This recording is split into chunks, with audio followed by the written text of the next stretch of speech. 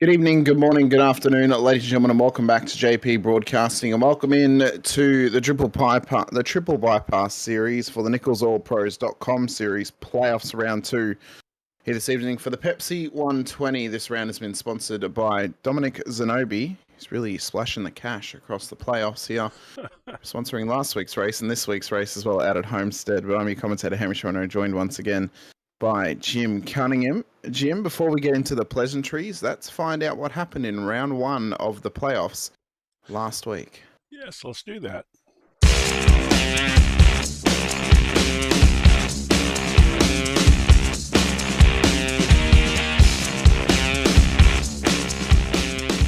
On April 6, 2025, the Triple Bypass Nichols Oil Pros Series rolled into Richmond Raceway for a 160-lap brawl on the short track. It was the first of 3 playoff races in Season 7 with 11 drivers in the hunt for a championship. The race was sponsored by Domenic Zenobi, and the Miller Lite 160 was streamed live on YouTube by our friends at JP Broadcasting. With 7 different leaders and 7 lead changes, this one was anything but predictable. And with 10 cautions stretching across 40 laps, drivers were forced to stay alert and adapt constantly.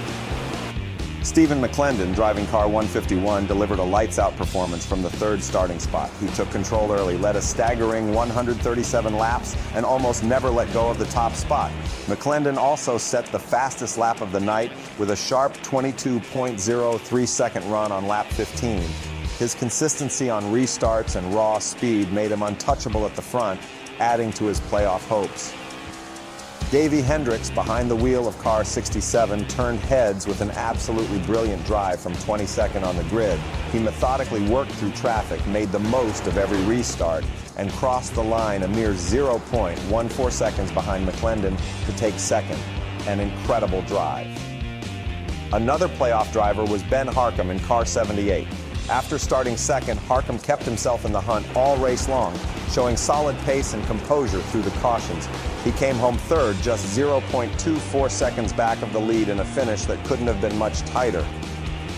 Matt Harmon in the 28th navigated the late race chaos to bring home a strong 4th place finish, and pole sitter Sean Bradley, driving car 77, led 13 laps and wrecked across the line to snag 5th place.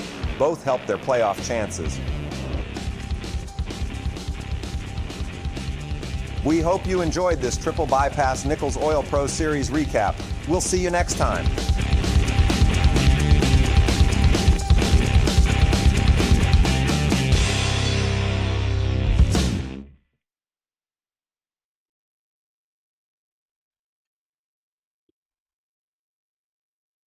What a race it was at Richmond last week, Jim. And in tonight at Homestead, Miami. I'm very excited because Homestead is one of my favorite, not just oval circuits, one of my favorite circuits in the US. I love the road course here. I don't know why, it's always held a special place in my heart, this circuit has. And for tonight, and for these gladiators in the playoffs, they'll be fighting for supremacy here tonight at Homestead. A win is needed for those who couldn't do it last week at Richmond for McClendon.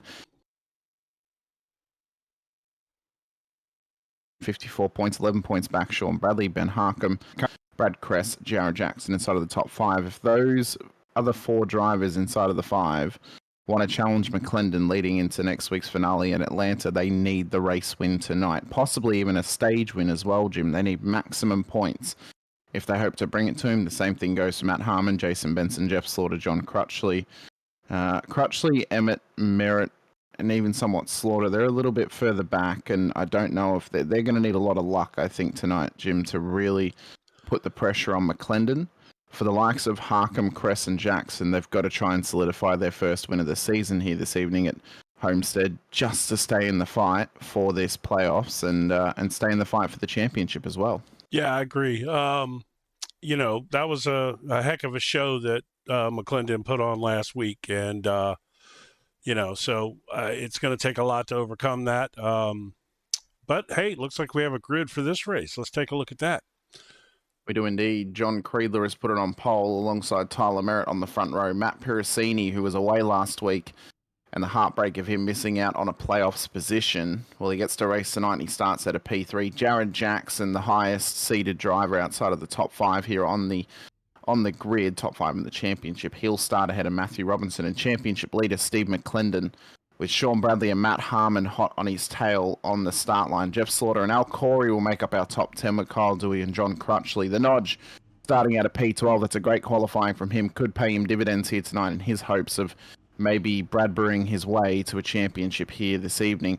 In behind them, we've got Brad Kress, Keaton Crothers for your top 14, Brody Michow and the 15 with Dylan Freeman, Will Emmett, Jason Benson, Domenic Zenobi, this round sponsor, starting at a P19 ahead of Elton Wu for your top 20, Mike Weeder, Ben Harkham, Derek Catt, Tex Nichols, the series sponsor of NicholsOilPros.com, Nick Jones, Davey Hendricks, Cameron Kane, Michael Seymour, and Matthew Aloka. Makes up the 29 car grid this evening, Jim. But for a rolling start at, well, one of the biggest circuits on the calendar, Homestead, Miami, you have to be hoping that it's not going to be a Miami Vice for these drivers. It's going to be a bit of fun for them. Already? That's how it is. Already. Okay. That's how it is. Well, at least the pasta jokes have gone away, Jim. Speaking of Miami Vice, then let's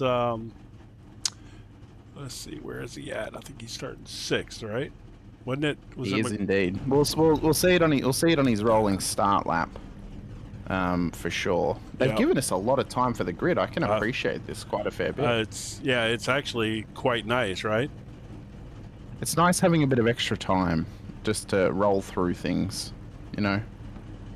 Yeah, well, we pushed right up against the limit. We're working on a little surprise for you guys tonight, and it caught me off guard because I'm slow, and so they caught up to us pretty quick. I love this camera angle right here.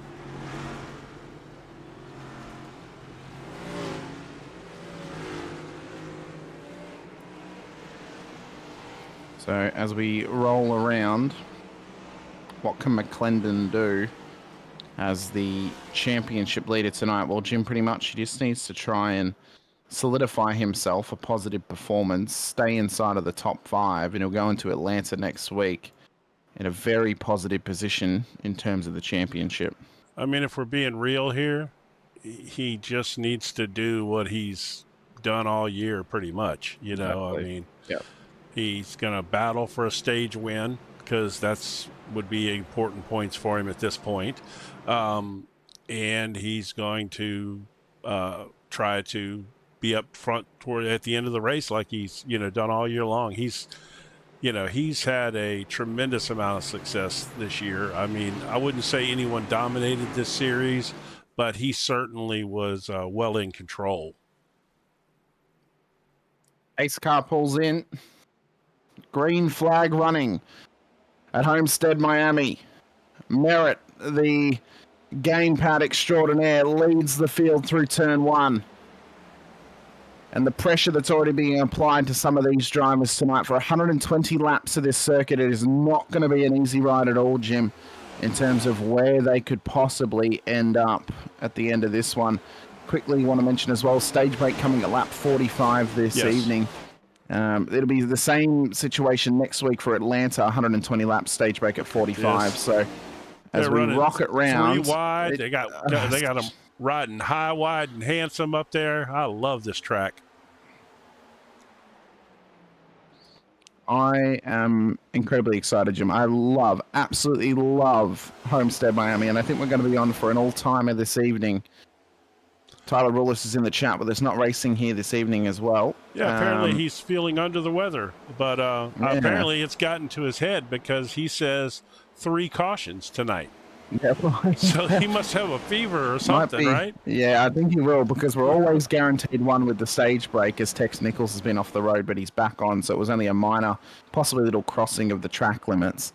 Seeing as we're going for 120 laps and we're at a high-paced oval, we're guaranteed one with the caution break for the stage.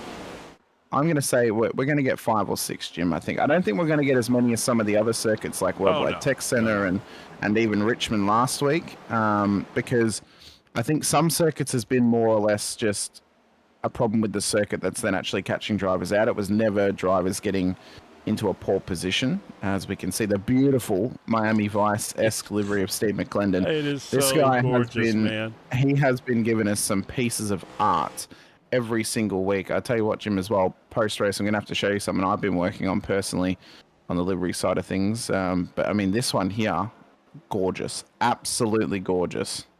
Well, I'll tell you what, it's slick, and apparently it's flying. He's moving up. He drove around Sean Bradley like he was sitting still there. Yeah, that's a beautiful car from our points leader.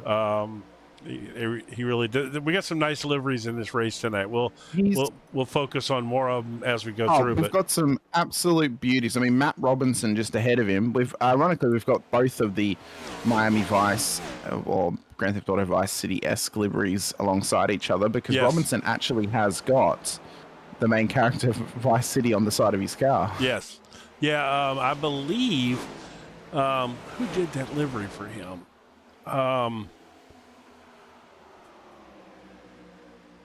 Jared Jackson, I think, did that livery for him. If not, I think Jared Jackson posted it if he didn't actually do it. Regardless, it looks absolutely phenomenal. Yeah. Love a bit of pink. Love a bit of pink. And when it's done right, Jim, it looks phenomenal on a race car. Both of those cars look exceptional. The McClendon car, to me, just kills the Miami Vice, that color palette that they use for that Art Deco Miami Vice feel, man. That's just... It's a real, it's very similar to the Miami Heat, Miami Vice-esque jerseys that they wore many years ago. Yes. Where it was the black base with the blue and the teal and the pink. It's giving those sorts of vibes, definitely. Tyler in chat as well saying, I must say, hearing that Aston Martin Valkyrie V12 yesterday, it totally beats those V8s. The Valkyrie sounds immense, but the fact that it's not a hybrid makes it, it's going to be difficult for that car to really be successful in the GTP landscape of things, especially in IMSA. The hybrid system is, I mean, you look at the Alpine, that never ran hybrid for a long time, and it was nowhere in the WEC. So that Valkyrie's... But I think that Valkyrie's I think that they're gonna expand out into that. Oh yeah. The problem is that they're power limited. So if they try and make it hybrid, they're gonna have to drop the power a lot more on that V12 if they want to keep it. So that's kind of... I think the best of both worlds is if they can get a V8 hybrid in that car, but make it sound like the V12. That would be the best scenario. Jared Jackson's also got himself a nice little Miami Vice S livery, but Tyler Merritt at the moment, I mean, what is it with Merritt and just picking the most random of weeks to be really good? I somehow or another, I want to say that I read that he accidentally missed last week's race, like got the time wrong or something, and missed the race, if I'm not mistaken. So I don't even think it was like anything. If I'm not mistaken, I think I read that, which is unfortunate because, you know, but this is the kind of track that he can settle in on and fly, you know. This is the perfect kind of track for him, I think. He's not braking going into every turn, you know what I mean? No, like and it's and both the turns are of a similar apex on their angle and stuff like that. Right, exactly.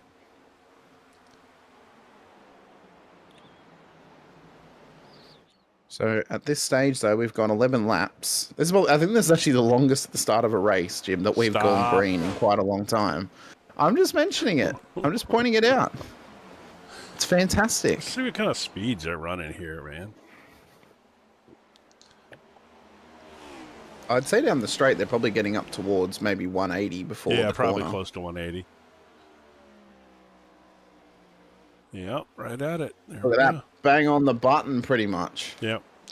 Yeah, I mean, they're running 145 through the middle of the turns here, so that's... I've noticed as well, John Crutchley, who started P12, has not had the best of starts to the race tonight, Jim. I think he must feel good here for the one lap pace, but he's just struggling in the racing conditions and picking the correct line. And that's one of the little things with oval racing, especially NASCAR next gen cars, you can get pace out of the car on a single lap, that's fine, but it's picking the strategies of how you attack the race.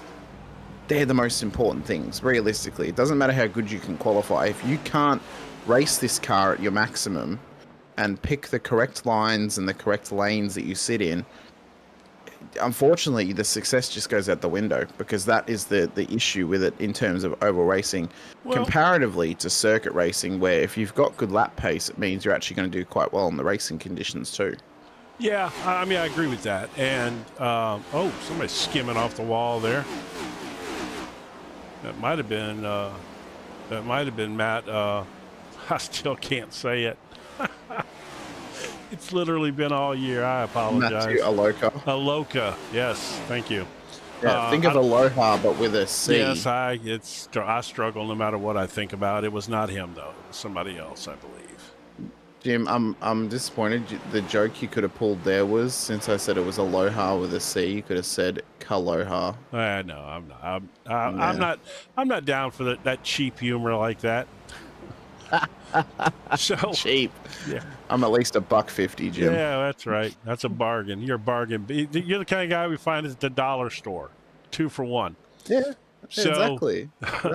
You know, Crutchley. I mean, he obviously has dropped back some, but he could also be early searching for lines to see how his car is going to run up top or how it's going to run down low. And again, if you drop back, you don't have to stay up front for a 120 lap race, so I mean, he could just be feeling the waters out. I mean, but I do agree with you that more than likely he's probably not able to maintain the race pace of some of these other guys. That's, he does, like you said, he did put in a fast lap, but probably not quite up to the pace of some of the other guys. But, he may find something that helps his pace, a certain line that works well for him. Does his car handle really well up on the top? Because I have seen him searching around. Like he's up, like right now, he's running the high line, checking it out, and then he was going down low. But that's more than likely he's probably just trying to find some speed because, yeah, he's struggling right now a little bit. Well, Jim, since we're focusing a little bit on some of the battles further back in the field, do we want to hide the dash and reveal our little secret that we have for them? Because I've got a great battle happening at the front of the field. Okay, I'll tell you what. Yeah, let's do that then. Let's hide the dash. And let's see if I can find our little secret here. I believe this is it right here.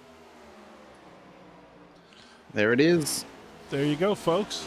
Look at that, picture in picture. So now we can focus on some of those battles further back, and give shine to some of those drivers towards the back of the field, whilst we keep an eye on the battles happening at the front as well. Yes, absolutely.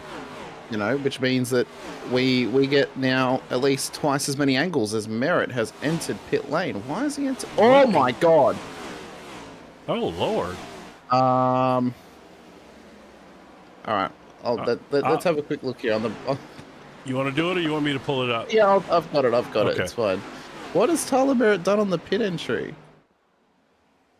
Let's look here. So as he enters, which I don't think he meant to enter, by mind you. I think he actually had a little bit of a mishap. That's the problem with running a controller.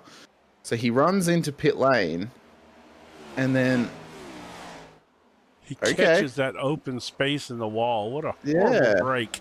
He could have bounced right off of that any other place in pit lane, but he literally hit the spot that. Oh man, that's so unfortunate. Well, now he's going to have to use use his fast repair, get the car fixed, and now return to circuit. So that is not what we want from him. Al Corey, also struggling in the field too. He's dropped some spots as well. Where is Al back? He's back in P18 at the moment. Oh my goodness, and he started in top trying 10. To battle it out. Yeah, Bradley's also dropped back, so I'll tell you maybe what, some fuel-saving strategy battle possibly. Up front is going wild, though. You got Parasini up here. Jared Jackson's on the high side. He is definitely running it. As I got James on this kick last week, and he said it like 10 times after I said it the first time, which is running high, wide, and handsome up there. James loved it. He just kept going all night.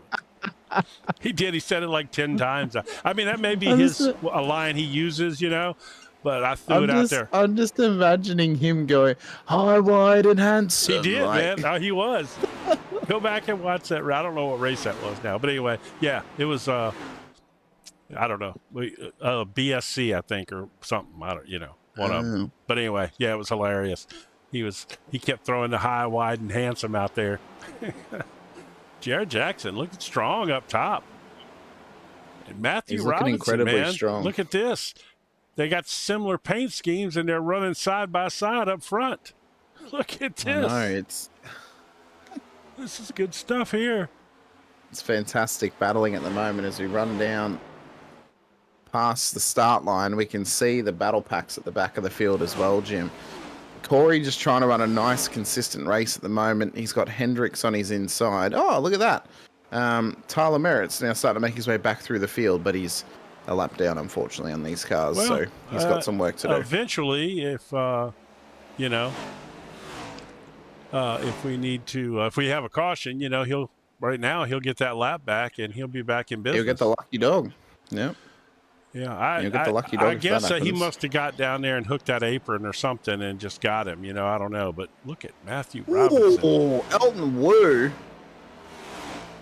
I think he was almost trying to take avoiding action out of Sean Bradley. He just scraped the wall on the high side there. That was a not so handsome move for the high side. Oh, I need to make a what do you need a shirt for that, Jim. Huh? You need a shirt, high side and handsome. That's high, what you wide, need. and handsome. Yeah, high, wide, and handsome. You never heard that saying before? That's an old NASCAR saying from way back. I don't watch NASCAR, so it's still. But anyway, I now want to make a sound clip, for like I don't know what you call it. We need of James saying it for the soundboard. James saying high, wide, and handsome. Yeah. Yeah. Oh, well, we know where to get it, so we can do it. Parasini and McClendon are into pit road. Wow, already? What are we, 26? Wow. No, that's about right. 26 is probably about right. Okay. I did not talk to Al tonight, so I didn't. We were doing our little picture-in-picture work here, and we didn't get to find out what the fuel range is on these cars, but that's probably pretty close. Probably 30 laps. Yeah, we've gone green the whole way, so that actually makes sense as to why. I think that's possible, sure. So does McClendon. He's not leaving pit road. So I've just noticed Parasini has not taken tyres, but McClendon has. Interesting. So Pericini takes the tires. McClendon McClendon took the tires. Pericini didn't, and he's actually now exiting just in behind the cars he was battling with. So that's actually how long you lose in the pit stop, is roughly a whole lap. Which that makes sense, so, yeah. Yeah. Yeah, they're running, sense. Let's see. Robinson's in, so's Jackson. Here they come, yeah. So they went a lap long. I'm going to go ahead. Dewey now lead. He'll need a pit road covered. I'm going to go ahead and switch over here to the new leaders. Oh, by the way, I don't know if this means anything in particular, but we've got Mike Wita here running a. I have to see if we can get zoomed in. I have a feeling that his last race that he did might have actually been the race where Al Corey and James both got corgi bombed. I'm pretty sure. Maybe, yeah. Possibly. Oh, he's coming in too. But anyway, yes, he has the corgi air. Oh no, he missed pit road. Oh my gosh, what a disaster. Oh man. Oh, it's so bad. That's going to cost him so much time. He's going to have to come in now. Yeah, but he's just, unfortunately, it's, you get that slowed down. That's so much time. He's now getting past Matthew Aloka and trying to get past Jason Benson as well, as Dewey's in. Crothers is in. Kane's in too. And in comes Weeder. Oh my God! It is such a wild ride into pit road. Oh yeah. I remember I've seen some road races here, Jim, specifically with I believe it's road course A, where it cuts out the last bit of the oval. Right. And as you come up from the infield to come back onto the main straight, the bump in the road is ridiculous, absolutely ridiculous, based on just.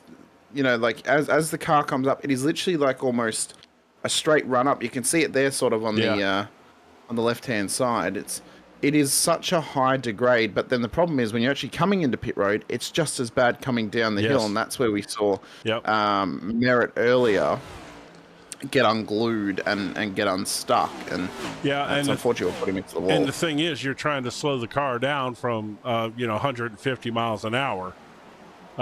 Down to pit road speed in hardly any time at all, Well, at the moment, we are 14 laps away from stage break at lap 45. It is for certain the longest green period we've had at the start of a race in quite a long while, Jim. I think, indeed, if you look back to the road course race at Road America, that was the last time we went this long without a yellow flag. Really? I think so. That's hard to believe. I don't think we've gone our first stage without a caution, except ever since the road race. Wow. Al Corey hadn't pitted yet. He's worked as well, taking the lead since Elton Wu's pitted there. So got Al up here leading the lap. That's nice with his Canadian tire livery. Canadian tire for a Canadian living in Texas. I know, right? Look at, that was that, you had that Jeff Gordon livery there of Pericini and also McClendon. They were in the same shot there for a minute. That was pretty cool, those two liveries running side by side. It was a good pass from McClendon as well. So I guess once Corey pits, we're going to be, which he was doing there. So we're going to be back out front with Matthew Robinson running up front with McClendon now slotted in behind him in second. Oh, he's got a run too, Jim. Yeah, he has got a run on him. Oh, he does have a run, doesn't he? Oh, I am loving the picture-in-picture, Jim. This is looking phenomenal. Yeah, this is great. Absolutely phenomenal. I love it when we can get it's good when we can get multiple angles of different battles. Sure. But also when we can get multiple angles of the one battle too. It really just opens it up. We have opened the Pandora's box here of producing. We have. By the way, anybody out there, especially Tyler, I know you're out there, and anybody else out in chat, let us know what you think of this. Tell us if you like this or not. And also let us know if the sound levels are good, if you're able to hear the cars like you want to, and all that. And give us some feedback. Let us know what you like. Yeah, unfortunately, you can't hear the sound on the double screen because, Yeah, well, to be fair, if you could, it'd be too much. That would be just no, overstimulating for that quite would a few be people. overstimulating. Yes. Oh yeah, I think my brain would fry. Jim, Matt Piracini though wants to move now on Brad Kress. Kress with that very American Napa Auto Parts car. I wonder how that car would look Miami Vice. You could do it with that blue chrome. You could do it. Yeah. But I noticed earlier on the Brad Kress car that he like the front of it had all these like I don't know, like it was a Victory Lane kind of paint job, where you got all the confetti all over the car and stuff. Yeah, that's what it's got on it. It's got all the confetti and stuff. Yeah. Very July 4th. Yeah, it's very Independence I didn't Day. get it as much July 4th, which you're probably right though. You are probably right. I got it as more like a Victory Lane car, like they released die casts that have the paint scheme on it with the confetti all stuck to it. That would look sweet. I love when they do. I remember I believe they did a release one year of a 1/18 scale model where the car had like all the rubber and dirt on it. It was after one of the 24 hours. Yeah. And it was like it's the worn in version of the car. I have several of those actually. Yeah. I have Joey Logano's car that was done like that with a piece of the tire from the actual car that they released 100 of when he was 16 years old and won the Napa West Series or something, because everybody knew he was going to be the next big thing, right? Yeah. And of course he was. By the way, I just want to point out that we are now 7 laps from the stage break, and don't anybody look now, but there's a guy named Steve McClendon leading this race. Of course, McClendon is leading. If you look, it's by a big margin. Without something happening, it's going to be hard for anybody to run him down in 6 laps. It makes me feel as if he was just cruising the whole season. Right. Once he locked in his place with the win, he was just looking for cruised the whole season. He was setting himself up for spots. He was setting himself up to try to win stages, and then he was trying to set himself up through strategy to be somewhere near the front at the end of the race and see what happens. And he's done a phenomenal job of that this year. He has. I just saw then Piracini just ran it a little bit too. Kress ran it a little bit too wide, washed out on the high side, and then ended up hitting the wall. Hard or just scuffed it? Not hard. He just scuffed it, but he gave up a lot of pace within that battle with Jared Jackson. Yeah. That's actually now allowed Ben Harkham to get past both of them as well. I'm going to keep this thing focused on McClendon just because it's just impressive what he's done, man. I mean, he was tinkering around up there in the front, and everything, and we watched him get his tires, and he came out behind Piracini, who didn't take tires, and and then all of a sudden I looked up and he took the lead. And then I looked over at this for the stage break, and I'm like, look at this. It's 8 laps away, and he's got the lead. And now we're down to 4 laps. Oh, it is going by very, very quickly, I must say. Yeah, Tyler got his lap back. He although he is down the order, he's back in P20. So is he? Oh, yeah, he is. Oh, so that's awesome. He did get his lap back, but unfortunately he is down to P20. Yeah, but that's all right. It's going to be a reset here in just a couple of he's laps. back into pit road. Actually, he's coming to. He's out of pit road. Well, that's all right. He can stay out though. He's disconnected. No, he's gone. He disappeared. Man, I was going to say, even if he pitted right there, he could stayed out during the stage break, and he'd have been pretty good, Yeah. Oh, man. How unfortunate. He's had internet troubles before this year, I believe. Yeah. Don't quote me on that, but I'm pretty sure he has. And Ben Harkham, look at this real quick. up 20 spots, running in second now, right before the stage break. That's a fantastic run for him so far. Unbelievable. Yeah, Absolutely right. unbelievable. I mean, he's a fantastic driver, especially. Well, I don't know that 100%, but I seem to remember him mostly on big tracks. Although he had a heck of a run last week. Great run. Well, here we are, folks. When they get to the line, that's going to be it. It looks like it's going to be another stage win for Steve McClendon. It'll be the first time that we've gone green the whole way to the stage break.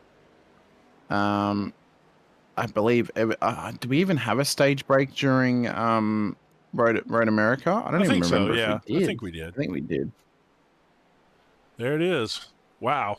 Stage break for us, as drivers will filter into pit road, take a pit stop under this pace car. Other drivers may try and get a lap back, including our round sponsor this week, Domenic Zenobi, who's on the bottom screen at the moment. We'll have a chat to him whilst the pace car is out there. Sweet Pepsi livery this week. Oh yeah. Let me see. So he may stay out and not pit just to get I just want to see a lap back on the field. Not great. I thought it might lay in there better than that, but that's not bad. We could, his car right there next to it. That's pretty cool, actually, though. Could also just shrink it a little bit and put it into that nice little zone right below the main screen as well. Yeah, I'll mess with. Well, I could probably do that right now, actually. Yeah, I don't think the viewers would mind if we just live shrink it. I've done it before. Right. All right. Let's see. And he's actually going to come down pit road. So what we'll do? Yeah, that's better. There we go. Yeah, something like that. There we go. So we'll wait till he gets into his pit box, and then we'll drag him in for a quick chat.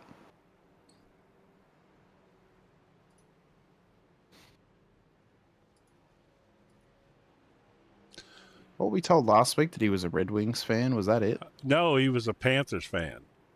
Oh, that's right. He's a Panthers fan. All right, well, let's drag him in. Mr. Zenobi, whilst you're in the pit box. Once again, a sponsor of the round this week. How are your Panthers going, Dom? They're doing way better this week. I'll tell you that. That's good. I'm glad. Is it because we're racing in Miami, possibly, that it's bringing some good luck to the Florida Panthers? I would hope. I don't know if you guys saw my car, but I put a little message on the back of the trunk for you guys to let you guys just to remind you who won last year. Oh no! Well, I can't see what it is on the top, but I can see the Pepsi on the back of the car. So it's a little Florida Panthers Stanley Cup final, Stanley Cup champions logo. Yes, of course. Here, let's see. Wait a minute. Since we're under caution, let me see. Who is running? Well, is anybody around here right now? Let's see where you at. So not the greatest race starts though for you, Dom. I mean, it's been green the whole way, so you haven't really had a chance to get back onto the lead lap just yet. You are sitting though in you're a lap down still.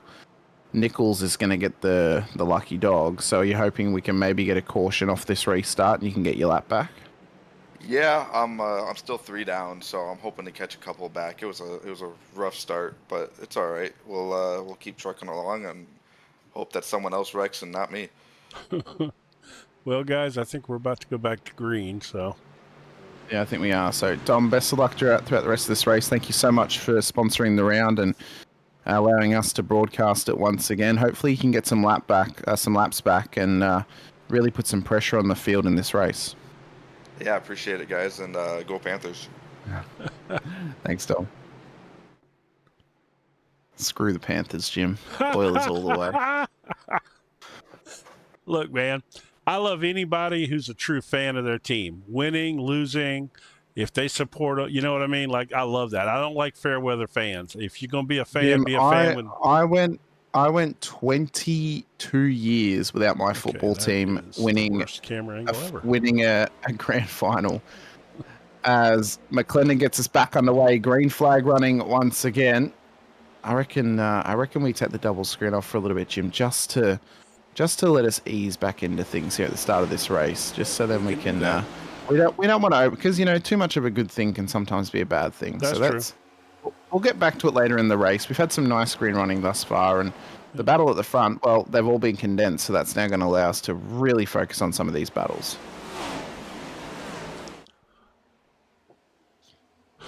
Yeah, I waited 22 years, Jim, for my football team to win the cup, and it was the most glorious day ever last September when they won. Okay, well, first of all, we're in America. We're broadcasting in America. Let's call it what it is. It's a soccer team. No, it's not. It's an Australian rules football team, Oh, Jim. Australian rules football. Okay, that's different. Yeah, everybody calls football. This is America with soccer here. But It's okay to be wrong, Jim. I am. It's fine. I'm used to it. It happens a lot. But I did tell you that I grew up when I was younger. ESPN used to broadcast all that Australian rules football, and I loved it, man. That was right up my alley, especially as big as I was. I could easily envision myself crushing people out there. I'm surprised it hasn't caught on more in the US. Me too, actually. But maybe the lack of ads scares some players away a little bit, possibly. I don't know. Or American sports fans are set in their ways a little bit. I'm not sure. Real quick. Harcum looked like he was stuck to the wall there for a second, man. Like he got up into it, and you know how sometimes you can't get it off the wall. He's going backwards too. Yeah, he's running. He's definitely running that high line, but Ruleless doesn't know math, because even if I was a United fan, that they've won the Premier League within the last 22 years. But no, I'm not even a Man United fan. I'm a West Ham fan. Thank you, Tyler. Man, look at Keaton Crothers up here. He has found some pace at the start of this race. Look at this. Elton Wu, too, running that Mountain Dew livery up front. Isn't that Mountain Dew? I think it is. It is a Mountain Dew. It's a Code Red livery. Oh, it is a Code Red livery. Yeah, it's zero. Look who's up here taking the lead right now. Yeah. Brad Kress, the man with the accent of "I wish he would read me bedtime stories." Jim, it is so so soothing. That's kind of creepy. I just want you to know that, you know. I mean this in the nicest, non-creepiest way possible, Jim. I do. Creepy, just for the. Okay, Jim. Hear Matthew McConaughey's voice and tell me you wouldn't want him to read you an audiobook. I do like Matthew McConaughey. He's a Texas guy, so. Yeah. He's great. I like him except okay. for his choice of college football team. Other than that, we're okay. Well, he is from Texas, so yes, you know. Well, you know. Texas A&M. No, he's not an A&M guy. I'm not an A&M guy. He's the University of Texas fan. Yeah. Although this house is full of A&M. My wife is a A&M graduate. Yeah, look at yeah, you're right. It's kind of 4th of July on the hood of his car, not really like the other livery I was talking about. It would still make a great 1/18 scale model, though, Jim. There are custom model painters out there. If you provide them with a model of a car, they will paint it however you wish. Now, wouldn't that be a cool prize for winning the championship in a league? To have the problem is, though, if you're McClendon, you've got about a full bag of liveries you could pick from of what you'd want on your car. You know, but it would be so cool to have that as a prize, to have them do a die cast with your paint scheme on it. That would be so cool. That sure beat the heck out of a trophy, in my opinion. You know, little plastic trophies. Oh, I think I could live without that. I think that would be immense. You know, especially if you maybe got like an acrylic cutout like that sits behind it, and it's like the series logo or whatever. That'd be really cool. Oh, that would be nice. Yeah, or even a little, display that it sits on, like a wood base kind of thing or something. You know. Yeah. Yeah, that would be nice. Okay, Tyler's saying SDSU over here. I'm going to assume that's like San Diego University or something. Probably San Diego State, yeah. Yeah. That would be my guess, which San Diego State, I believe the famous football player that came from San Diego State, if I'm not mistaken, is Marshall Faulk, I think. I could be wrong. Marshall Faulk was from New Orleans, which, of course, is, basically my hometown originally, where I'm from. He was a New Orleans boy, but I believe he went to San Diego State. One of my favorite things, Jim, is the wealth of useless players. information. No, not just that. Not just that. Some of the college football players' names is hilarious. Just the Key and Peele did a skit about it, very a long time ago. Well, and that's it is too accurate. It's too accurate, to be honest with you. It is. It's almost scarily accurate, especially with the more modern names today. Yeah, where the parents have had kind of free reign to, we'll say, do whatever they want with those names. And they have apparently tried to get as creative as possible. Yeah, that skit is hilarious, though.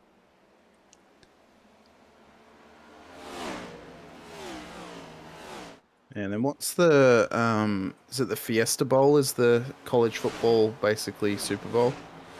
It moves around from year to year.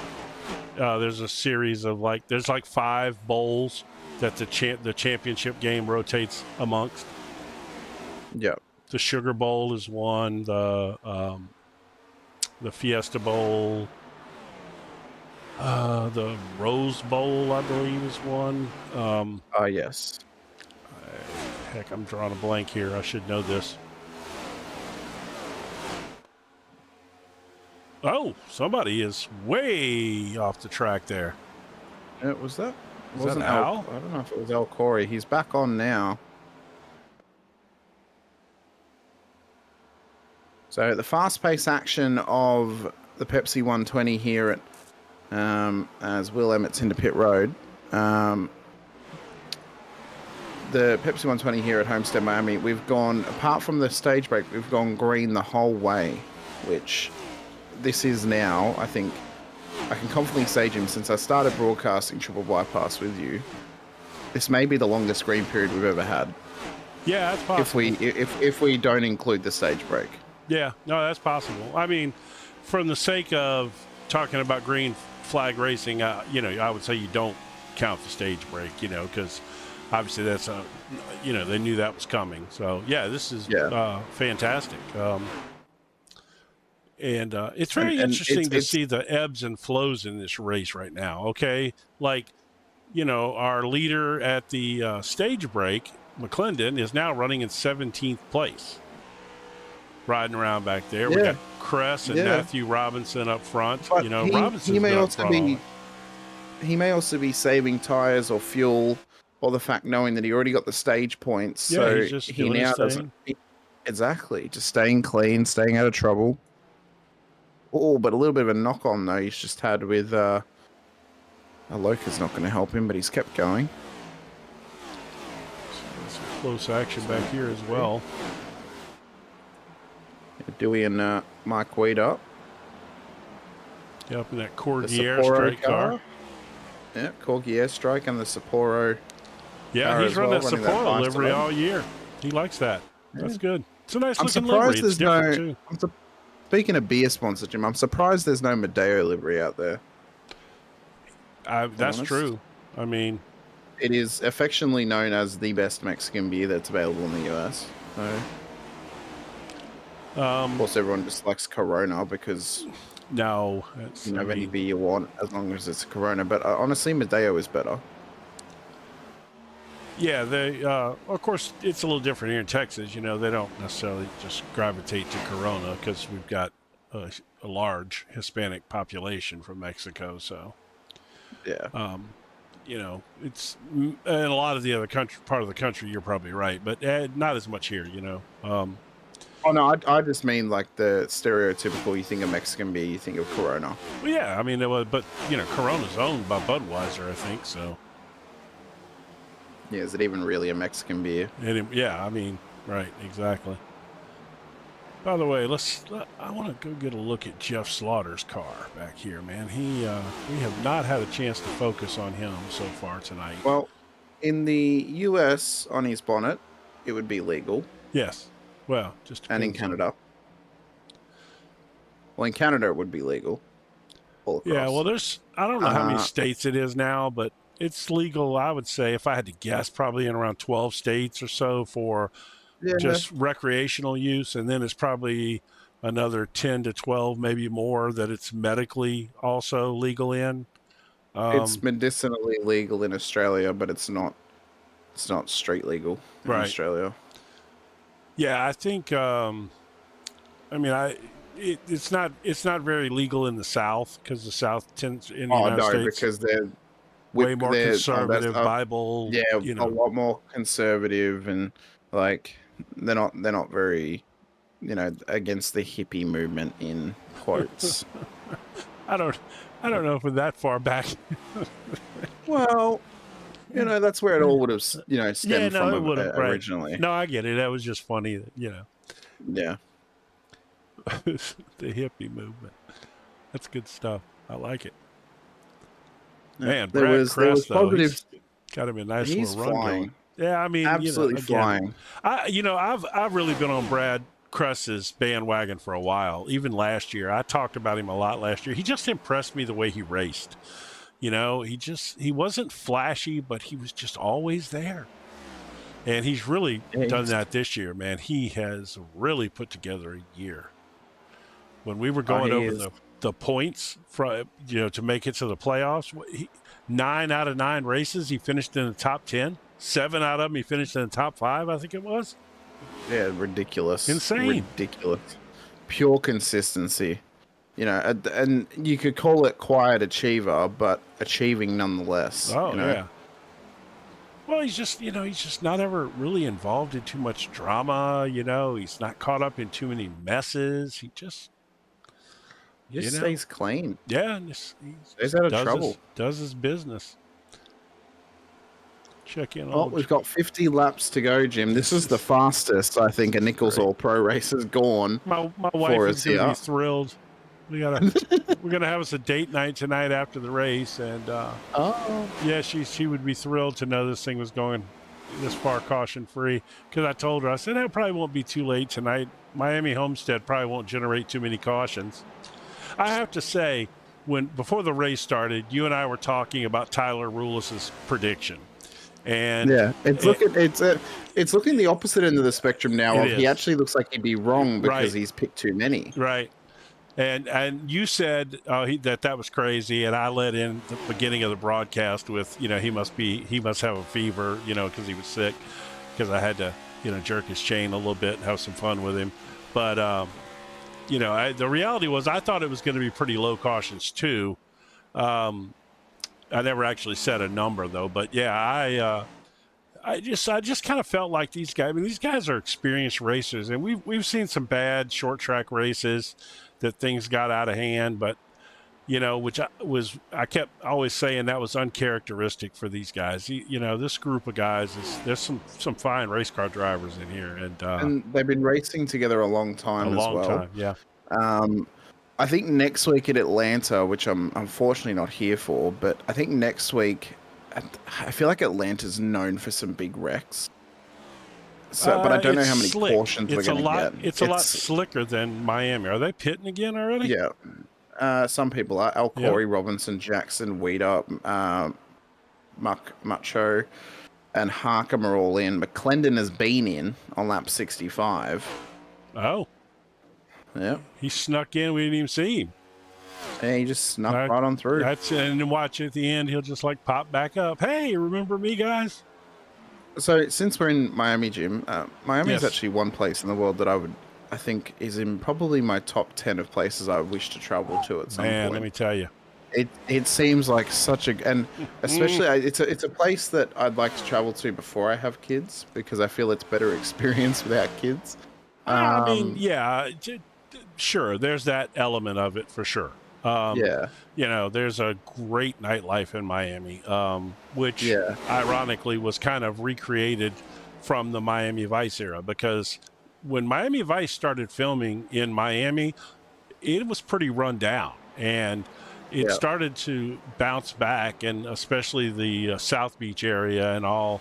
It had a lot to do with Miami Vice helping revitalize that economy there, and they brought the city back. But yeah, there's a great nightlife down there. But just in general around Miami, the Cuban experience there, Yeah. with the Yeah. the Cubans that live there, and their culture and their food and the cigars, and it's just so much there. Have you a Cuban coffee? That'll put hair in your chest for sure. Fine, I've had Turkish coffee before, Jim. That'll put hairs on your chest too. It's definitely something that'll get you. But I mean, like, so Kane's in, Aloka's in, Cress has now started to back off, so maybe saving some tires. Although he's been into pit road at 73, that's why he's backed off. So at this stage, I mean, like, Miami's just a place that I'd love to go to. It's a phenomenal city, man. I have also, thanks to controversial comedy figure Tony Hinchcliffe, it's made me want to go to Austin. I want to see Austin. I want to experience Austin's nightlife because it is a booming city. Incredible. Okay. Yeah. It's a city that has been on the rise and is still rising. If you get a chance to come to Austin, you absolutely need to try to book way in advance Joe Rogan's comedy club. Yeah, that's where Kill Tony is filmed at that comedy club. So it's it's called the Mothership. It's called the Mothership. Yeah, Austin's Mothership. Yeah, that's If I come to Austin, I'm planning to go to see Kill Tony. I mean, that'd be one of the reasons I would go. But even just to experience everything around the Austin CBD and nightlife districts and stuff like that, I think it's a city that has gone under the radar for a long time, and now it's really becoming a mainstream sort of area that people are traveling to go see. Even people within Texas traveling, 3 hours south from Dallas, and even coming from Houston just to experience the nightlife or even just the day life out at Austin. It's there's great stuff around. You got Lake Travis, which is a phenomenal place that they got like restaurants and stuff sitting up on the cliff overlooking Lake Travis, and that whole hill country area up there. Phenomenal barbecue. So many things, man. Really, really great city, fun city. I feel if I came to the US, it would take me oh no, Tyler, I'd be going during winter if I was going to Florida. I'm not going during the summer. No, thank you. No. It would be a December through February trip if I was going there, because that's all right, I'm man. I'm not dealing with the August dude. heat. Are you kidding me? You can just handle because Miami. I'm from Australia does not mean that I like the heat. But you can handle it. I probably could. I mean, we have 40. Jim, as soon as it hits above 35, the aircon goes on. It is even 30. If it hits above 30, I hate the to air break this conditioner to is you, on. but they have air conditioning in Florida too. I know, but not outside. No, not outside. But no, I mean, I think if I travel to the US, I'd want to be two sets of traveling, because I'd want to do stuff in the South, like Austin, Texas, Florida, Louisiana, and stuff like that. And then if I wanted to do California, do that in one trip. If I wanted to do northern states like Colorado or up towards Chicago and Detroit, like it'll all have to be their own thing, because unfortunately you don't have enough time to see everything. And I think you really need to focus your trip on at least a section of the country. You've been to the United States, though. I've never been to the United States. Oh, no, okay. I've never been to the United States. So, well, the first time I go, I'd probably go to Canada first, and then I'd go some of the northern parts of the US. Well, I mean, you got to see New York City. I mean, you just have to, go see. See New York, see LA, but see Hamilton on Broadway or something. No, not a Broadway guy. I like musicals, Jim. I don't know if I'm a big Hamilton fan. Oh my personally. God! Seriously, I thought, I'm not gonna lie to you. When I first met my wife, her and my son were just absolutely huge Hamilton fans, right? And I'm like, are you kidding me? A rapping musical about American history? Give me a break, right? No interest whatsoever. So Oh, Jim, we're going to get a caution. Uh-oh. What happened? Piracini has just absolutely chewed it into the wall. And Sean Bradley's been involved. Oh, let's see here. So he runs up towards the high side off the exit, gets it unstuck. Oh, You see the rear starting to go, and then bang, straight in the wall. Yep, got a little loose on him and then snapped. Golly. So the old tyres of Piracini has now caught him out. And unfortunately, he's also got engine issues too, Jim. So he's going to have to use that fast repair. Yeah, but that's the when good we head news. back They to all live, so pretty much all should have it. So apart from Tyler Merritt, who's actually out of this race. yeah, he so left after that. So, wow. Okay. So everyone has pitted though. So yeah, nobody they should be able to make it home. Nobody got hung out. Now there's going to be some guys come, I think. Oh no! Oh no! Actually, The fake out from Cress. Yeah, but some people went back there. Who was it? Yeah. Emmett Crothers. Yeah, Emmett Crothers, Creedler, Corey. I would do that if I was any of those guys. Well, okay, so they got 20. What did they get on the first stop? It was about 30 laps, Jim. On fuel. So they get, fuel, yeah. So they may need another stop still, even with this caution. Yeah, they can't make it because we're still 40. No, we're 36 laps, so they can't. Yeah, I don't think they can make it. Man, I tell you what, I don't know if I'm McClendon. Guys that are, I might have pitted right there. That way, if nothing else, if it stays green to the end, you could come in for a quick splash of gas, and that's all you need. Not pitting now means you have to take a tank of gas if you have to come in. Not necessarily a full tank. Yeah, if they were to pit right on 95, which McClendon came in on 65, so that's the maximum he can go is 95. Right. Ish. So he's going to need a little bit less than a full tank. Yeah, but again, if you pit now, you're coming in just needing a splash to finish the race, Well, how it can spice things up, Jim, the late caution. Who am I to tell Steve McClendon about strategy? Yeah, he has been the strategic. Won an oval race in my life, he's been the strategic master this season, hasn't he? Yeah, no, you can't argue with anything he's done strategy-wise this season for sure. I mean, it's just like he's made all the right calls. You know what I mean? Like, oh, why would you not do that? And the next thing you know, it works out perfect for him, I mean. Yeah, as we're about to go green once again for the double wide action. If we get another caution, we'll have to have a chat to Al Corey, see what his thoughts of this race have been. Yeah, he's kind of been up and down, hasn't he? Yeah.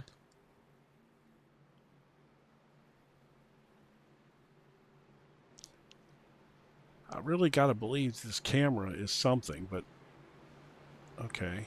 So it's okay there. All right. So how about for when we get to lap 90, Jim, how about for the last 30 laps we run some I'm gonna maybe some double view for that. Crank it up right here. That's what I want to do. Yeah. Let's do that for the green flag. A big old crank it up. Yeah, we'll do that.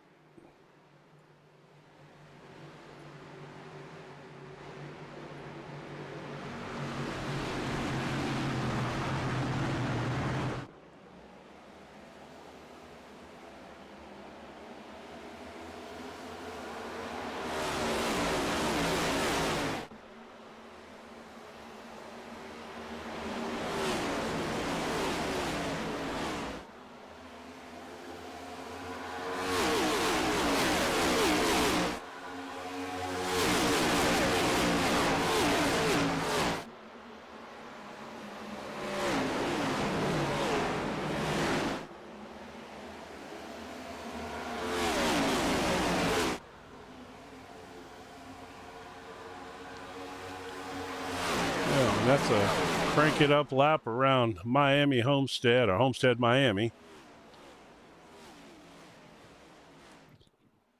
And I mean, what a race it has been, Jim. And the fact that these guys are still side by side off this restart.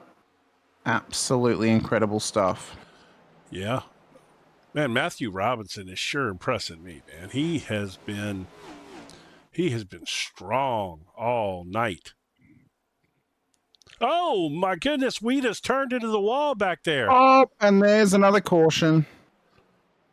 Yeah, Wheata, and I believe that was Kyle Dewey. Wow.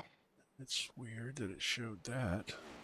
Yep, it is indeed. So let's see if they come into pit road. Yeah, no, that's not what I want to see. For a stop before we drag in Al Corey to have a chat. Wow, and that's what can happen when we get the whole field, Yep, tightly contested together again. the old cautions breed cautions thing. Exactly right. Exactly right. So Al's actually stayed out. He hasn't come into, although the pit road wouldn't be open yet. All right, Wow. One more look, guys. Let's look at it from the chopper view, see what we can see. Oh, it's happening up there. Okay. Oh, man. Golly. Oh, my God. Wheatus car just got pounded. There was a lot of cars involved in that. Quite a few with big damage now as well. Aloka's come into pit road too, so the pit road must be open. So which is good to see. Is he the only one that came in? Yeah. I think so. Let's have a quick chat to Al Corey about how this race has been going. Mr. Corey, pleasure to speak to you once again. Hey, fellas, I'm having some mic problems tonight. I don't know if you can hear me or not. No, we got you. We got you. You're all good. Okay, good. Oh, we'll wait for you to get in the pit box before we chat to you. Oh, I'm fine. I'm just gonna do a splash and go here. All right. Well, so what? Tell us what you think of your race so far. It's been kind of up and down, huh? Yeah, it's complete crap. The point I wanted to make to you, Al, and I think you guys should be very proud of this. Aside from the stage break, I believe this has been the longest green period we've had, at least to my memory, since I started getting into the booth for the NicholsOilPros.com series. So this has been a phenomenal race thus far of some great green running, and where strategy has been now almost thrown out the window a little bit with these late cautions.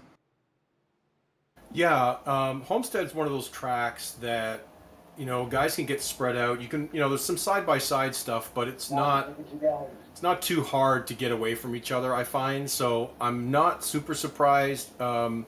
We haven't had a lot of cautions. We ran caution-free here Thursday night in the Xfinity race. So I kind of expected the same sort of race.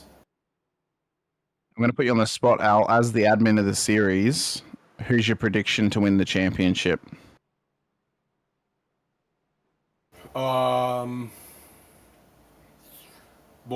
How's Steve doing tonight? He is P11. And he won the stage. Yeah, I'll stay with the front runner, and I think Steve's got a really good chance at it.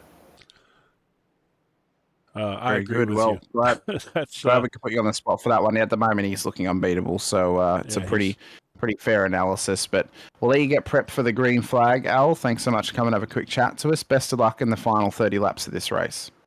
Thanks, fellas. Thanks very much. You gotta love a guy who calls his race complete crap, and he is sitting sixth. He's in the top six with 30 laps to go in the race, and he's got a full tank of fuel. And a fresh set of tires as well. No, he didn't get tires. He just splashed. He didn't get tires, okay. Yeah, but still, he's sitting sixth, full tank of fuel, and his race is complete crap. You gotta love the competitiveness of these guys, man. And here's old Keaton Crothers back up here again, man. He keeps on sneaking his way up there. He does. That's he just keeps peeking around, yeah. All right, so I'll tell you what, after we get underway, Tyler wants no more cautions as we go green because he is on wood for getting the prediction bang on the banana. He's on wood. He's on the plank ready to walk off the ship, Jim. That's what it is. Indeed on the plank right now. So Crothers leads us away. Emmett in behind him. Hendricks, Wu, Kane the top 5. Benson, Corey, Robinson, Crest, McClendon the top 10. But McClendon is trying to make moves early further back as well as The battle up the front is starting to heat up now. But the pressure is on McClendon. He has to finish this race, Jim. And if he can finish it, he needs to finish it inside of the top 10. Oh, Michael Seymour, Kyle Dewey further back in the field. And both cars are blocking the circuit on the main straight, Jim. Oh, no, Jim. Your favourite driver's out of the race. Stop. I haven't That's said. Harmon in the chat. I have not Great said broadcast, one. guys. I have not said We can't even look thing. at it now. We can't even look at him now because he's off the race. He's in the chat with us. Great broadcast, guys. My race connection said no more. I struggle here. Sorry, Jim. Not a good night for the Cunningham tire car. It was not indeed. That's all right though. I'm like a loyal fan. I'm rooting for the Cunningham livery every week. It doesn't matter whether we're out of the race or not. I'm still a fan. Does it matter if Matt Harmon is behind the wheel or not? Yeah, it does. Of course, I like Matt. Oh, well, see, he's your favorite driver. He was hugely I don't have a favorite driver, but I will say he was hugely important to me when I first started doing this. He jumped in the booth and helped me out at times, and really helped me do some broadcast stuff when I was struggling a little bit, and he was a great help. So Dewey got Jim, sideways there. Yeah, and then that's kind of brought it all into fruition for us. And I have a feeling unfortunately, that beautiful Pepsi car of Zenobi got destroyed in that as well, I believe. Yeah. We're getting a lucky dog rule right now for Tex Nichols. Importantly, too, in terms of the championship, Jim, Sean Bradley is out of this race. Oh. Yeah, that's bad. As is Matt Piracini as well. So let's I tell you what, right now let's do the old Nichols ad right now. What do you think? Yeah, let's get the NicholsOilPros.com ad up for us as a thank you to Tex Nichols for supporting the series as the title swung. Whatever you drive, however you drive. AMSOIL specially engineers lubricants to maximize power, performance, and protection in your vehicles, so you can work hard and play hard with confidence.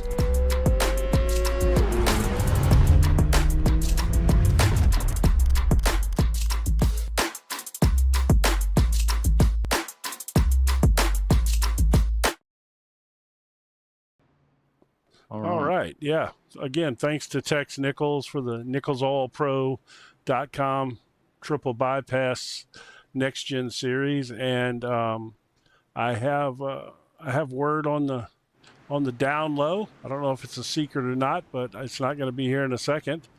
Apparently, Tex is sponsoring the series again next year, and looks like we're going to be coming back doing a similar thing all over again. Well, hopefully for next season, Jim, we get a full season together of NicholsOilPros.com series. We should. Yeah, we'll have to talk to Al and get him to, if he supports that. He may be wanting to get rid of both of us. Who knows? Oh, who knows? Who knows?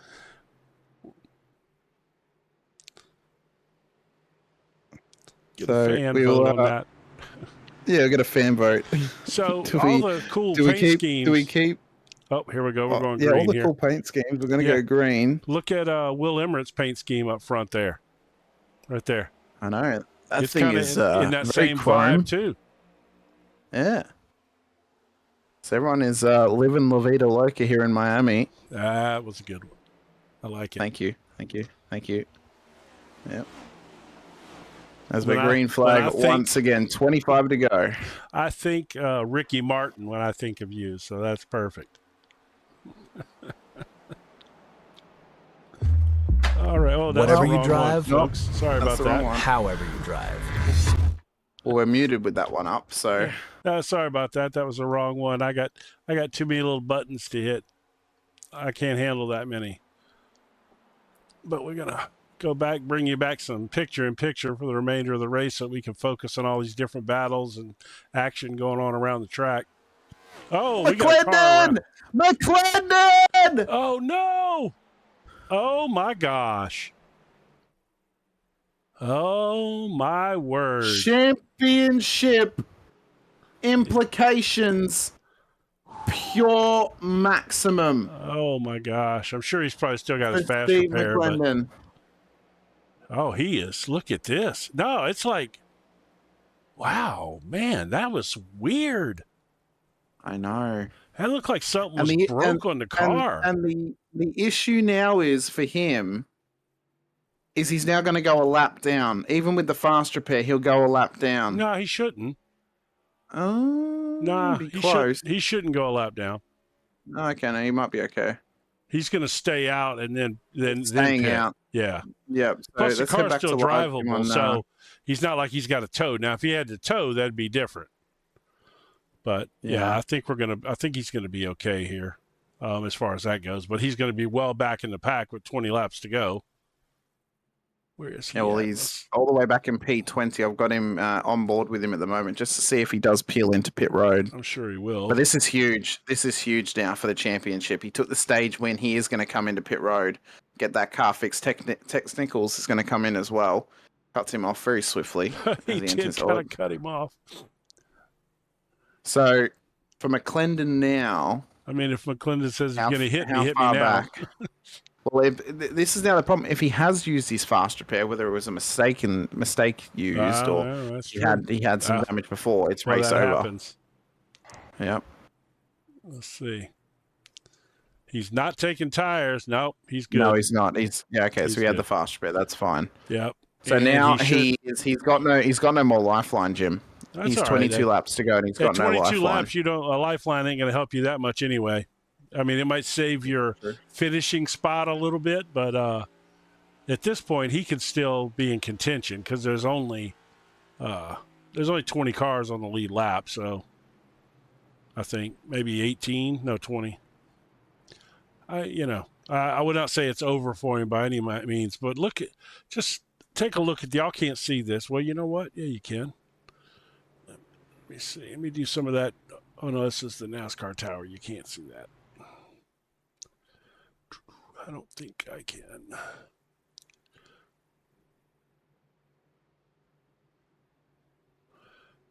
No, I don't have the. Apparently, there was another wreck in front of him as well, but the point is he's P19. Yep. You know what? So this is now pretty big for the championship. Oh, sure. The main reason is McClendon's back there, Jackson's back there, Bradley's out, Harmon's out, Merritt's out. Cress is in 8th. Cress is in 8th. And Ben Harkham is in P10. Yep. So those other contenders. Nodge is in 15th. Jackson, Jackson's 17th. I think you said that already. Yep. So now for Brad Cress is the time for him to take a race win. He needs to take this race win. If he takes this race win and McClendon ends up back outside of the top 15. But I tell you what, if it finished just like this, it wouldn't hurt McClendon that bad. No, it wouldn't because of where Cress is. Yes. So Cress needs to make up the spots and get inside of the top 5. He needs the win, realistically. He needs the race win just to really get the benefits. So we're going to go green, though, as Crothers and Hendricks lead the way off the line. Green flag running. As we ride on board with Crothers in the bottom screen, he leads the field round. Cress has to maximize. He has to get that car to the front of the field. Do whatever he can across the next 20 laps, Jim. And for McClendon, he has to pick up the pieces of the puzzle that he's just thrown at the wall. Well, again, if there was another wreck in front of him, that might have been why his car was acting so weird. Maybe he was hard on the brakes, and that's why it got all twitchy like that. That's we'll have to see. But there's still time here. I really believe if that McClendon can recover from this and get a decent finish out of this, which is all he needs, especially with the stage win. And given the fact that a lot of the points contenders are kind of out of the mix. But the way these cars are slinging around out there, I hesitate to believe that we have seen our last caution. Yeah, I think we may get one more in the last 19. There's cars all in the backfield back there just going every which way. It's the scramble to the checkered flag. They bought the ticket to the end of this race, and now they're looking to cash it in for a maximum points haul. But you can see, I mean, Crothers he's still got the cars of Hendricks and Wu and Emmett all over the back of him. There's Cress. He's in the battle pack at the moment. He's got to try and fight his way forward. He cannot get stuck behind anyone, but he's fought his way up to P6 of this stage as Hendricks takes the lead from Crothers. Yeah, if his car's going to work up on that high side, he had a nice little lane up there, but it kind of closed up on him. But it'll be interesting to see. So he's taking it down to the bottom down here. So the battles are at a pure maximum at the moment. McClendon, to give you an update on him, he's up to P14, so Cress has got to get a wriggle on. He's got to move. He's got to get this car up to the front of the field because McClendon is coming, and he's only 17 laps away from the checkered flag. So McClendon is pushing this car to its absolute pure maximum, taking advantage of the fact that it's basically a brand new car now after taking the fast repair. Right. Yep, except for his tires. He didn't seem to get tires there, so other than that, he's got a brand new car. But tires would have messed him up a little bit, I believe. So I'll tell you what, man, Brad is having a hard time finding a lane there. It's clogged up at the high side and the low side. There's not a lot of room to drive around somebody right now. No, he cannot find which way to go, and he can't pick the correct lane to go in. That's the issue that he has at hand at the moment. But to be honest, his car does not seem as fast on the bottom. Whoa! Oh my God! There goes the car in the background. There's a step. Oh, is that going to be a caution? It's got to be. No, it's not. He hasn't hit the wall. Oh. I think that might have been John Crutchley, possibly. He's now back in the order, back down to P20. Yeah, he saved it, so. All right, well, we get back up here. Go back. Let me go. I'm going to go check the front here, see what's happening. You know, we just kind of like brushed over Davey Hendricks. You know, Hendricks has been fast the last few weeks, you know. We got Keaton Crothers up there. You know, we just like, oh, well, Brad Kest needs to get a win. Well, these guys up here have something to say about that for sure. And no, they're not in the playoff fight. No, but they're out sure of the playoffs. Take the win. They can indeed. I mean, you got Matthew Robinson has been up there all night. Davey Hendricks had a heck of a showing last week. So McClendon now is up to P13, Jim, as this battle at the front of the field continues on. Just to give everyone the update on the championship leader, and currently the admin's favorite at least to win the title. That's right. I mean, I think you'd be kind of crazy to pick against him given the year he's having. No, that's true. That's true. It'd be a gamble if you were looking at Vegas odds. He'd be way the odds-on favorite for sure. Be at least $1.20 on it. Yeah. Well, actually, no. In saying that, Cress has had a very strong one too, so maybe he's sitting at $1.50. He has, but Cress hasn't demonstrated that he can win a race yet this year. And we said at the beginning of last week that we felt like you were going to have to win a race to win this championship, and I still believe that. Yeah, you need to win one in the playoffs to win this. I mean, realistically, whether it's the last race or the second or the first, you need one win. Yes. To really put yourself in contention. Cress is. And now the issue is, if a driver who's out of the playoffs wins this race, it's one less win opportunity from those playoffs drivers. Yes. Which makes it even harder leading into Atlanta. Like leveled off here. Like it's like he's hit, maximum pace right here. It just seems like I don't think he's holding anything back at this point. God, somebody shot out of there. That was Wida, I believe. I'm gonna go back up here to the front. Give these guys some props. I mean, you got Davey Hendricks and Matthew Robinson, Keaton Crothers. These guys need some airtime too. They've really had a phenomenal. Well, certainly Hendricks has had a phenomenal couple of weeks, and Robinson is really showing strong. So where does the points tally lie leading into Atlanta next week? It's going to be closely contested and highly intense for these drivers. And they to keep it on the road for 120 laps of Atlanta, that's going to be a tough task in itself, Jim. But for those championship contenders, they're going to feel the pressure. There's no doubt about it. It's not just any other race at Atlanta. It is the pressure that Atlanta brings, plus your championship hopes, all materializes together. And, well, pressure creates diamonds, but it can also crack glass. And that's what, you don't want to be a Swarovski crystal. You want to be a diamond in the rough. How long did you practice that one? That one, I literally just said that as I said it. That's awesome. You've got a creative brain. That was a good one. I liked it. Thank you. I hate that you're not going to be here next week. I know you've had a personal situation planned way in advance, but I'm going to miss you on the last race of the year. As I said, Jim, if we're back next season, I'm here every round. I know. Yeah, barring, I hope we are. Barring something getting in the way, I'm here every week. So, because Triple Bypass has gotten a fan out of me, and I think these guys are, it's a great crowd, it's a great group, and I think it's great racing, even through some personal vendettas on the track between some drivers. But through the heartache and through the personal narratives that have been playing out all season, but you need that. You need a little of that. You need it. Yeah.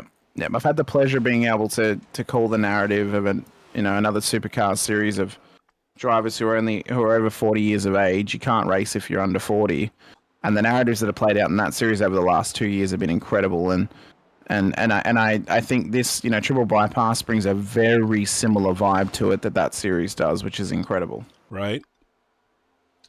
I tell you what, man, this has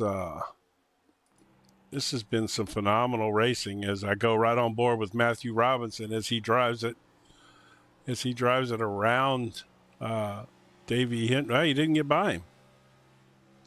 He couldn't get the drive out of the corner. And now the problem for Cress, who I'm focused on the bottom screen, he cannot get a lane past Emmett. That's the problem. He can't get past him. So that's... And you know who actually now has a difficult dilemma on their hands, Jim? Al Corey. Because he sits right ahead of McClendon. So he needs to figure out, does he want to be made to look like a bad prediction maker, or does he want to be someone who lets a championship contender go ahead of him? I can promise you Al Corey ain't moving out of the way. I wouldn't expect anything less from him. Guaranteed. No shot he's moving out of the way.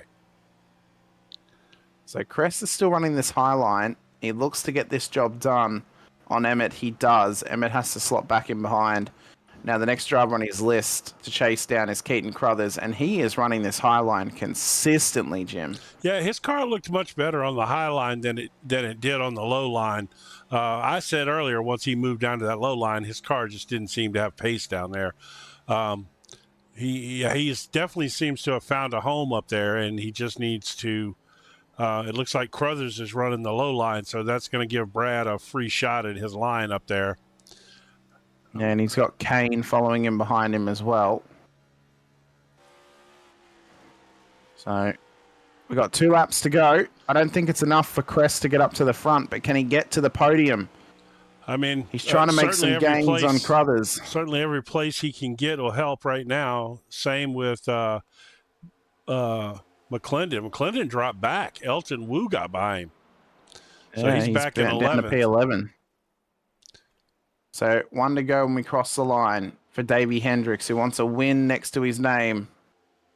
1 lap for Brad Crest to get past Keaton Crothers and put the car on the podium, but it looks out of sorts and out of hand at the moment. Can Robertson put a challenge into the leader? Could they wreck and give it to Crothers or Crest? It will all be answered very, very shortly as we head down the backstretch. With only 2 corners to go in the second round of the playoffs, it's maximum pressure moments. And at this point, It is Matt Robinson He's outside line. He's right scraping the wall. He's trying to ride the wall. Side by side, he has to give it up. It goes to Davey Hendricks as he crosses the line. P1 at Homestead. Oh my goodness, that was fantastic. He tried that. Who did that? Oh, God, that's the whole. I'm not lifting until I see God or the checkered flag. Oh man, that was nice though. I liked it. Good Robinson job. P2, Crothers in P3, Crest comes home P4, Kane in the top 5, Weeder, Emmett, Corey, Harkham, Wu the top 10. McClendon got back up to P11, so he gave up 7 positions worth of points to Cress. Benson, Jackson, Machow, Freeman, Aloka, Seymour, Call, Crutchley, Creedler, Nichols, Slaughter, Jones, Dewey, Zenobi, Harmon, Pericini, Bradley, and Merritt made up the 29 car field. Yeah, I guess I don't really need to show the results. Apparently there's a rule against wall riding, so we'll see what the league admin say about that for Matt Robinson. Oh. So we'll see. Maybe we'll have a quick chat to Al Corey and just ask him Grab him real quick before we... Mr. Corey, we just wanted to quickly confirm something with you before we chat to our podium finishers. It's been said to us in the chat there's a rule against wall riding. Is that correct? Yeah, we have a rule against wall riding. Basically, if you advance your position by doing so, then you will be penalized. Okay. But if they don't advance their position, there's no penalty or anything. Correct. Okay, so then it should be fine then. All right, thank you, sir. We appreciate you. Thank you, Al. Yes, sir. Thanks, guys. Hey, top 10. You did well. Good job, P8. Yeah, I love a guy who says his race is going horrible. When you come out of the pits talking to us, you were in 6th place with a full tank of fuel. All right. Catch you later. All right, man. Yeah, he did have a good run there tonight. Was illegal, but Robinson didn't actually advance. He stayed in P2. So right, yeah. So he didn't get an advantage off of it. So that's fine. Yep, that's correct. He did not advance his position. So no, he didn't. All right. Well, let's start by having a chat to I guess Keaton. Yeah, Matt's saying doesn't matter if he didn't get it. We've just had Al confirm for us. It's only if they gain a position. Yeah, we talked to Al about it, and he said well, Matt would know too, though. Matt's an admin, but yeah, we asked Al, and Al said if they don't advance their position, there's no penalty. If that is correct, if you are correct and you know you are correct, let's get you in the booth before we bring in the 2nd place finisher to clarify that, and so we have some something to talk about with Robinson, or before we congratulate him on a 2nd place. Then if you could help us out there. Yeah, because we obviously want to be able to get it correct, because it means that if he gets a penalty, right. Exactly. That might mean that Brad Kress is on the podium. Exactly. So, we need to know that now. My dog is even excited to find out. Okay, well, what we might do, we'll start having a chat to Keaton Crothers. Yeah, let's talk to Keaton. And then if Matt's able to come and have a chat to us after we speak to Keaton, that'll be able to clear it up for us as well. That'd be great, yeah, let's have a chat to Keaton first up.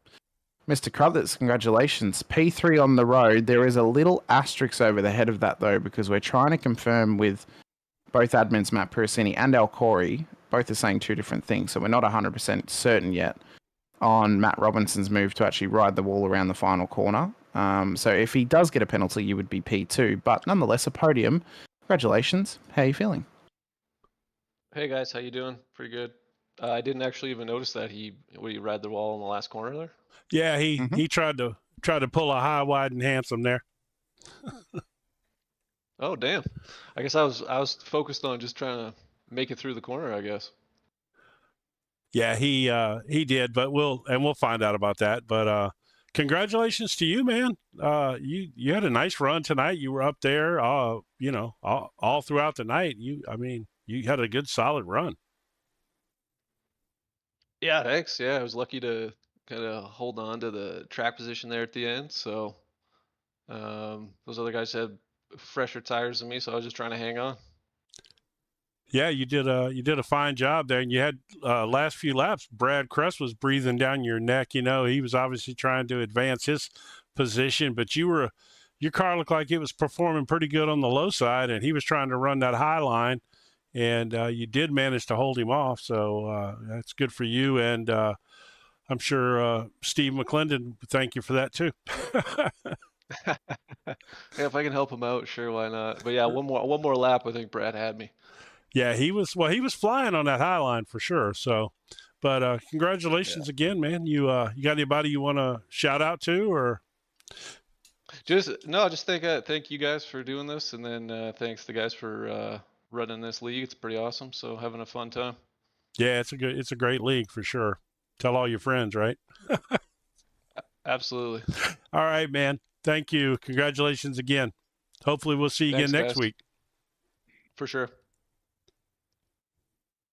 Okay, so we've had it written into the chat to us how it's written in the rules, Jim, saying wall riding intentionally making contact with the wall in order to maintain or gain speed or position is prohibited during all race events and will result in league disqualification and a league penalty. So that mentions nothing about gaining position. It says gain speed or position, so it's or position, which means that it's not only if it gains a position. Okay, so I think at this point we probably should just go ahead and talk to Davey Hendricks, and we will try to visit with the admins after we finish congratulating Davey, and then we'll go from there. Yep. Okay. All right. So let's have a quick chat to Davey about his race win, Mr. Hendricks. Congratulations! You have won the second round of the playoffs here at Homestead, Miami. Not that it really pays much to you because you're not in the playoffs, but a race win's a race win, and you are the best man on circuit here tonight out in Florida. Congratulations. Yeah, I just enjoy showing up and trying to win races. I tell you what, man. Or playoffs, no playoffs. They better be glad you didn't get in the playoffs. second I've had place. I've had two good runs. I lucked out at Richmond, and honestly, I lucked out here. I was not the fastest at any point in time. The tires just kind of fell my way at the end. But yeah, I've had a good start to a playoff if I was here. It's just very lucky. Yeah, well, you'd be way up in the playoff standings if you were in it right now, first and second place over two races. But yeah, man, what a show! You just pop in here and just show these boys how to do it, huh? That's nice. But at least you're humble about it. You admit that things fell your way and it could have easily went the other way. But still, in all, first and second 2 weeks in a row. That's pretty fantastic. I will take it. Tonight was, especially the end, it was very much an arrow game because I didn't take tires in that last caution. I had a set left. So it was a game of, can I take away, I think it was Matthew's arrow in the corners to make sure he couldn't get a decent run on me. And that was probably the hardest 10 laps I've had to drive in an extremely long time, playing that guessing game every single lap. Right. Well, these cars definitely get aero affected, so you can that is definitely part of the driving strategy for people that are maybe watching that don't drive these cars particularly a lot. They definitely can get aero affected, so you can certainly hurt somebody's run on you if you position your car properly. Well, again, man, congratulations. I said it last week; it was quite impressive, and you've certainly done even more than that this week. So yeah, congratulations. I'm sure you got somebody you want to shout out to. Yep, appreciate all the drivers that show up, all the admins that put it on, Naj, Corey, and all of them. I've known those guys for a really, really long time, and the league they put on is top notch. You guys up in the booth, everybody watching, all the sponsors tonight. I think it was Tex and Domenic are the two that sponsored race and broadcast, league and broadcast. I think that's it. You guys in the booth, and I think that's everybody. Well, we appreciate it, man, and we appreciate you. Good show the last 2 weeks. Looking forward to seeing you pop up next week. If I can manage it, I'll be here. Yeah. We need to see. You need to show us if you can dominate this playoffs like that. You'll be the favorite next year. I do not want to see now. I don't want to show up, so I don't ruin this very lucky streak I've had for 2 races. Hey, it doesn't matter where you finish next week. First and the second out of 3 races is pretty good. Yep, I'll take it. Appreciate All it. right, buddy. Talk to you later. Yep. All right. So I cannot see where I'm at right now. Is there an admin that we can talk to? Well, there's Al, so we could have another chat to Al, and we could let's talk bring through Al what's in going one more with that. time, and we'll just clarify again.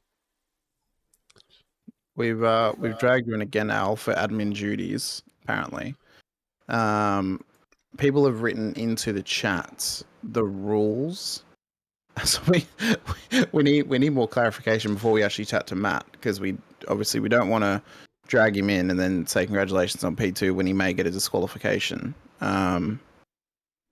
So we've got Piracini out there, and he said to us, wall riding intentionally making contact with the wall in order to maintain or gain speed or position is prohibited during all race events and will result in race disqualification and a league penalty. So are you able to talk us through the review process a little bit, possibly, just so then we could maybe determine if he's gained speed or something through there, so we know if he is actually going to get disqualified or not?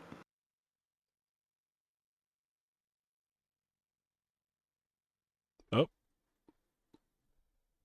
Sorry, I wasn't pressing the button. Sorry. That's okay. Yeah, you've recited the rule correctly. Intentionally making contact with the wall in order to maintain or gain speed or position is prohibited. So, yeah, that's the spirit of the rule. Really, is to stop people from making passes or advancing. So I think that in this case, we would probably wait for a protest to come in from somebody, and if a protest came in, we would likely send this to the series admins, who are going to have a look at that and make a ruling based on the writing or the intent of that rule. Does that help you at all? Yeah, no, I think Okay. that's, that gives us what we need. And I think that just from a personal standpoint, I think that's probably the right decision. Making that decision on the fly it isn't necessary. There was no need to do that. So. No, and I didn't see it, so I can't give you my take on it. Not that I would. I'd want the admins to do their job, Sure. and then then we'll figure it out. But yeah, it's a little bit of a gray area, right? Like every rule, like what does maintaining or gaining speed mean? Like if he didn't gain a position, does it matter if he gained speed? Was he battling somebody behind and was keeping ahead by wall riding? That might be something different. The admins will have a look at it.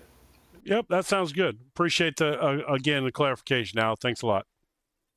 No worries. All Talk to right, you guys later. let's go grab Al. Matthew. Poor guy's been sitting out there forever.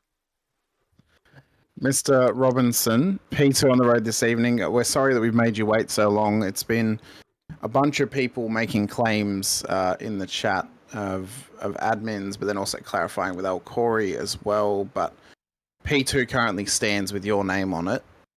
How was that race for you? Because it was an incredible effort to get where you were in this race, and an incredible race from you to get a podium next to your name as well, and some solid points too. Yeah, I mean, I felt like I had a great day all around. Started about 6 or so, and slowly worked my way up, and got the high line working, and pulled up to the lead, and led for a little while, and then we had a few cautions there, and Brad got out in front of me, and I couldn't. I don't know if it's something to do with the draft or what it is, but it was the same deal at the end there with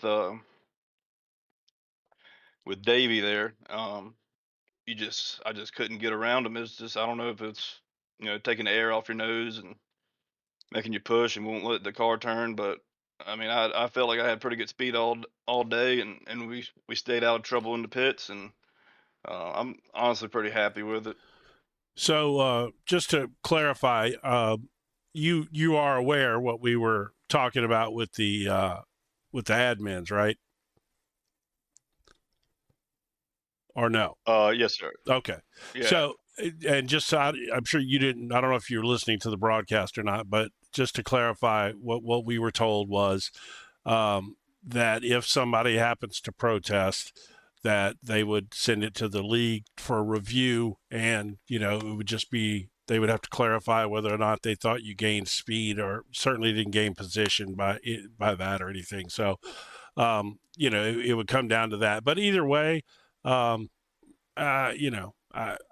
loved it. I thought it was fun, and you didn't gain a position. Now, if you'd have took the win, maybe that'd have been a different story, and they might have had a problem with it. But I think that you made it fun. That was a great finish. You made it exciting, and I personally enjoyed it. And if somebody protested, to be honest, you didn't hurt anybody. I hope it works out in your favor. But yeah, again, congratulations, man. You had a great run, and you did run up front. You did lead some laps tonight. You were strong all night. You were strong from the beginning of the race. You and for clarification, did Jared Jackson make your paint scheme? Yes, sir. Yeah. Okay. He hooked me up. Yeah, well, I saw he posted it this week in chat, and it's a good looking paint scheme. And I said I thought he made it. I just wanted to clarify that since we had you in here. But yeah, man, congratulations, good run tonight. That Jared Jackson style paint scheme might have added some speed to that old car. You never know. Well, I hope so. He's been fast all year. All year. I think he got in some trouble today, but hopefully he can bounce back next week at Atlanta. Yeah, it's going to be an interesting one at Atlanta next week. So it'll be this whole championship is coming. I'm not in it, but I'm paying attention to it, and it's very coming down to the wire with these last three races. And it's definitely very, very exciting. Yeah, and Atlanta's a slick, dirty track. I mean, it can get you, so it'll be fun. Well, congratulations again on your second place. I hope everything works out for you if somebody does protest, but I think it's entirely possible that no one will. You didn't gain anything, so I hope not. But again, congratulations. Yeah, I was riding the wall the whole time, most of the time anyways, and I was just sitting there a little too hard, and I couldn't get off of it. Yeah, well, that's true. The old cars will stick to that wall when you get on there. I wanted to make it exciting, and I wanted to try to see if I could if I could hold it, if I could steer it off, have a good run without even hitting the wall. That was my shot. I was trying to go for the win. I tried everything I could to get around him, and I couldn't. He was tough there at the end. He did a great job, but I like to thank all the broadcast and all the admins. They do great work. Behind the scenes, they have multiple races a week, and it's very, very impressive league. So I'm happy to be in it. Yeah, it's a great league. Congratulations again, man. We'll hopefully we'll see you again next week. Yes, sir. We'll All see right. you there.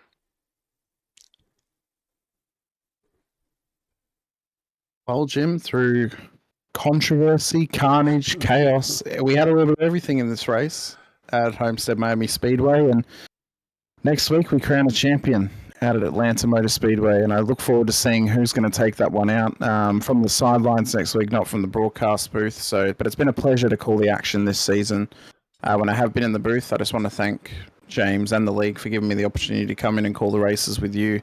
And with James in a couple of weeks too, and I hope next season that you and me get to do this again for the whole season, and we get to run the narrative for the whole time, because I think it's a league that deserves its narrative shown, and it's one where I think it deserves to have it done at the highest quality possible as well. Yeah, it's this has been a blast.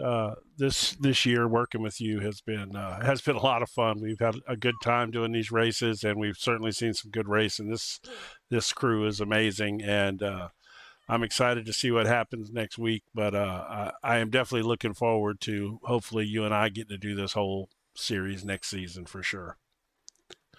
So we want to give a quick shout out as well to the series sponsor NicholsOilPros.com for Tex Nichols coming on board, supporting the series as well to all of the round sponsors who sponsored us this season, specifically to Domenic Zenobi, who sponsored the last two races, tonight's Pepsi 120 as well. Next week for the final round out at Atlanta Motor Speedway. Well, wouldn't you know it, who is sponsoring the round? It's Steve McClendon. So we'll see if he can win his own race and if he can win the championship as well. Next week we'll kick off at the same time once again, April 20th, for the final round of the season, where we'll crown a champion here in the NicholsOilPros.com series for Triple Bypass Racing. But I've been Hamish Munro with Jim Cunningham once again. We thank you for being here with us at JP Broadcasting. We hope that you enjoy what you see and that you'll hit the subscribe button, the like button, and the bell icon as well, so you're notified whenever we go racing here with a multitude of series from across the world. It's a real world tour of sim racing action for you across a couple of different codes as well, not just iRacing. So, throughout the rest of April and the rest of 2025, we've got so much more racing to come your way. So we hope you stick around for the journey with us. But we'll see you guys next week out at Atlanta Motor Speedway for the final round of the NicholsOilPros.com series here for the playoffs. But until then, stay safe, drive hard, and as always, bye for now.